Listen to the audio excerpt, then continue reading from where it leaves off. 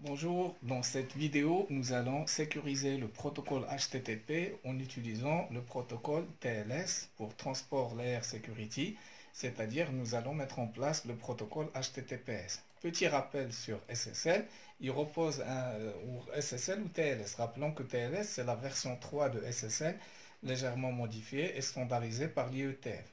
SSL TLS, il repose sur un procédé de cryptographie à clé publique, ça veut dire qu'il va créer et utiliser des certificats et des clés publiques, clés privées pour le serveur, pour pouvoir authentifier le serveur. Il est indépendant du protocole utilisé, ça veut dire quel que soit le protocole applicatif, on va pouvoir le sécuriser en utilisant le protocole TLS. Ici, dans notre cas, nous allons sécuriser le protocole HTTP, c'est-à-dire les transactions web. Et donc, HTTPS, c'est tout simplement HTTP sécurisé avec le protocole TLS. Il est supporté par la quasi-totalité des navigateurs.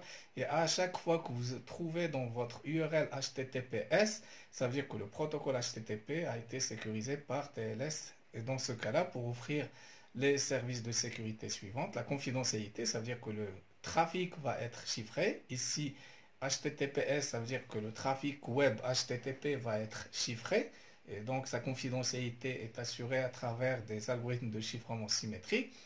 Deuxième propriété assurée par TLS, c'est l'intégrité et l'authenticité des acteurs. Ça veut dire que le trafic HTTP entre un client et un serveur, par exemple, il est intègre ou son intégrité est assurée dans la mesure où le récepteur va être sûr que ce qu'il a reçu est exactement ce que l'émetteur lui a envoyé. L'authenticité des acteurs, l'authentification dans TLS, l'authentification du serveur est obligatoire. Ça veut dire que si je tape HTTPS Facebook ou HTTPS Gmail ou autre, et automatiquement, le serveur de Facebook ou de Gmail ou le serveur de mon entreprise que j'essaie de contacter, il est d'abord authentifié en utilisant son certificat. Et puis, il y a également un service d'anti-réseau ou une fonctionnalité d'anti-réseau. Ça veut dire qu'on va pouvoir détecter le trafic qui a déjà passé ou qui a déjà été utilisé. Dans ce cadre, nous allons rappeler juste que TLS, ici, vous le voyez, il vient au-dessus de la couche IP et IP-TCP, c'est-à-dire au-dessus de la couche 4 et au-dessous des protocoles applicatifs. Dans notre cas, on va utiliser HTTP, mais on aurait pu tout simplement sécuriser le FTP avec SFTP, c'est tout simplement du FTP avec du TLS.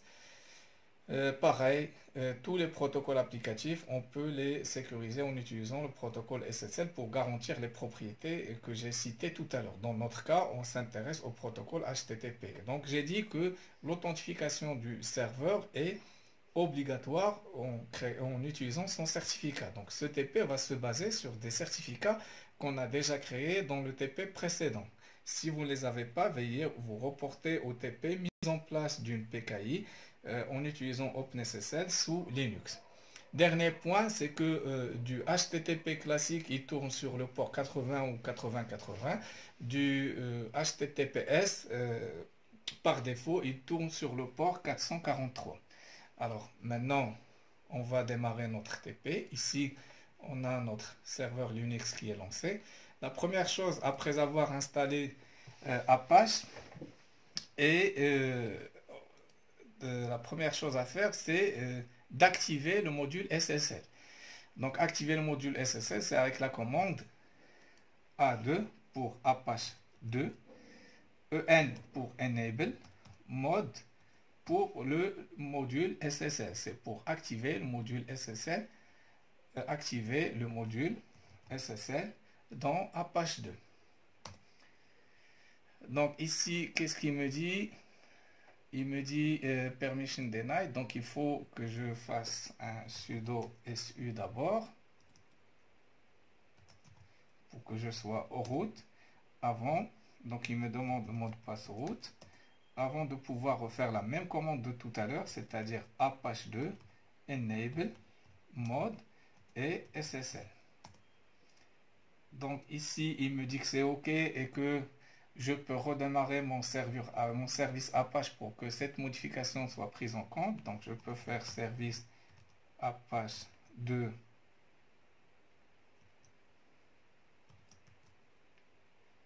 Restart.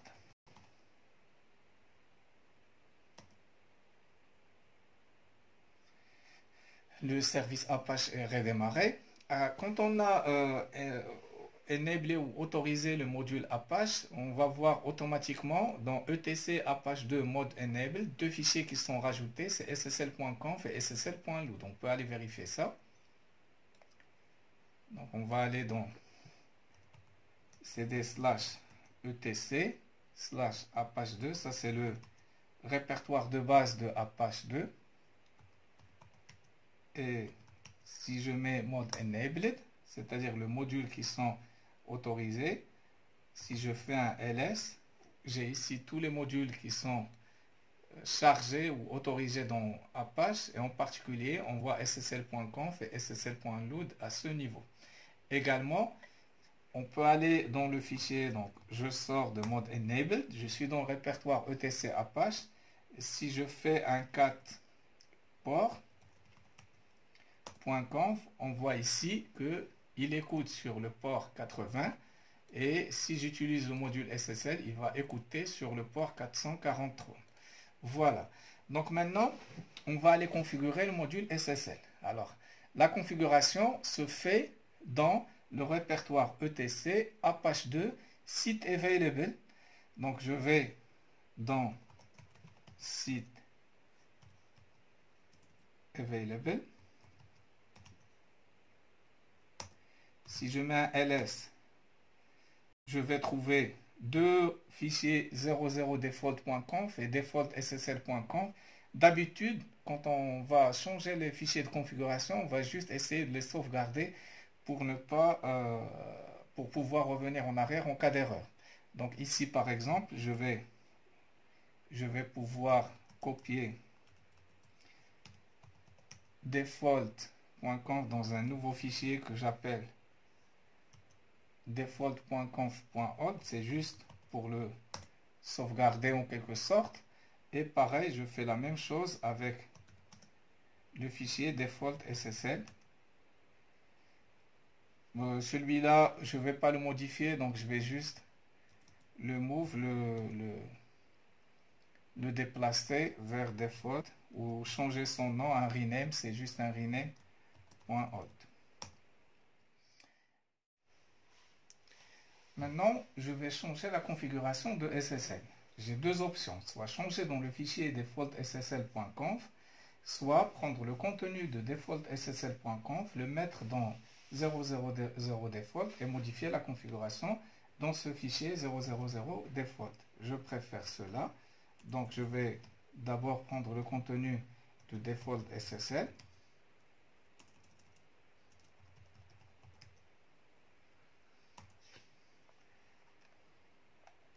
Je le copie sans le if module. Donc je copie juste à partir de virtualhost jusqu'à l'avant-dernière ligne, c'est-à-dire /virtualhost. Après, je vais ouvrir le fichier de config de base qui est le default, et vers sa fin, je vais rajouter le contenu de default SSL. Alors, essayons maintenant d'expliquer ce contenu. Allons tout au début du fichier. Donc, le fichier, il contient une section virtualhost, la première qui existait déjà, avec étoile 2.80. Ça veut dire que mon serveur web, il va se comporter comme un serveur virtuel sur le port 80 avec la configuration ci-dessous. C'est-à-dire, il va aller chercher dans var www.html les sites web et les logs, il va les mettre dans ce chemin et ainsi de suite. Maintenant, sur le même serveur, on va faire en sorte qu'il contient un autre serveur virtuel sur le port 443. C'est le contenu qu'on a copié de default SSL. Donc, j'enlève ici default et je mets étoile. Ça veut dire que j'ai un autre virtual host sur le port 443, n'importe quelle adresse. Étoile, c'est l'adresse, n'importe quelle adresse. Au même titre que le premier virtual host, elle était sur le port 80. Qu'est-ce que j'ai à modifier encore? Donc ici, pareil, document route, là, les connexions HTTPS sur 443 sur mon serveur, ils vont concerner ce virtual host et ils vont aller chercher les sites qui sont dans le var www.html. Le fichier de log, il est ici, où les répertoires et les fichiers de log sont ici. Il est important d'avoir SSL Engine on activé parce qu'on veut utiliser SSL. Et ici, il faut modifier dans SSL Certificate File. C'est deux choses importantes à modifier. SSL Certificate File et SSL Certificate Key File. Alors, dans SSL Certificate File, je vais mettre le chemin vers mon certificat du serveur. Je rappelle, dans ce TP, je vais utiliser des certificats serveurs déjà créés dans un TP précédent qui s'appelle mise en œuvre d'une PKI en utilisant OpenSSL. Donc ici, mon certificat il se trouve dans /home /ana /pki /cert serveur1.py. Je supprime tout ça. Donc ça, c'est le chemin vers le certificat de mon serveur. Je rappelle, pour créer une chaîne de certification ou un certificat serveur, j'ai déjà un TP à ce sujet. Je vous invite à aller le voir. Et pareil, ici, pour SSL Certificate Key File, c'est la clé et se trouve dans /home /ns /pki /private /serveur1.key. Bien sûr, ici, vous mettez les chemins vers vos fichiers à vous, vers le certificat du serveur. Moi, je l'ai dans home /pki cert et je l'ai appelé serveur 1. Vous mettez votre chemin vers votre certificat serveur. Et ici, j'ai mis le chemin vers ma clé privée du serveur ou la clé privée de mon serveur.